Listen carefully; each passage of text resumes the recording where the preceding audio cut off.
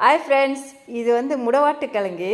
இந்த முடவாட்டு கால்னு சொல்லுவாங்க. ஆட்டுக்கால் மாதிரி இருக்குனால தொட்டு பார்த்தீங்கன்னா ஆட்டுக்கால் மாதிரியே தான் இருக்கும். பார்க்குறதுக்கும் ஆட்டுக்கால் மாதிரி தான் இருக்கும். இதை எப்படி செய்கிறதுனா, தோலை நீக்கிடணும். தோலை நீக்கிட்டு சுமால் பீஸாக கட் பண்ணிக்கோங்க. கட் பண்ணிவிட்டு மிக்சியில் போடுங்க. போட்டுட்டு சின்ன சீரகம், இஞ்சி, பூண்டு, மிளகு, தென் மஞ்சள், 3 தக்காளி, ஒரு வெங்காயம் போட்டு நல்லா அடிங்க. இதுக்கு புளி சேர்க்கக்கூடாது. ஓகே. அதுக்கப்புறம் கொஞ்சம் சால்ட்டு போட்டுக்குங்க. போட்டிங்களா? அதுக்கப்புறம் எண்ணெயை ஊற்றுங்க. எண்ணெயை ஊற்றிட்டு தென் ஆலிவ் ஆயில் போடுங்க, இல்லைன்னா நல்லெண்ணெய் போடுங்க. இந்த பெரிய சீரகத்தை போடுங்க. போட்டு இந்த கருவேப்பிலையை போட்டு நல்லா தாளிச்சிடுங்க. அதுக்கப்புறம் நீங்கள் சாப்பிட்டு பார்த்தீங்கன்னா ஆட்டுக்கால் சூப்பு மாதிரியே இருக்கும். முடவாட்டு கிழங்கு சூப்பு எதுக்கு சாப்பிட்றதுன்னா, முடக்குவாதத்தை சரிப்படுத்தும்.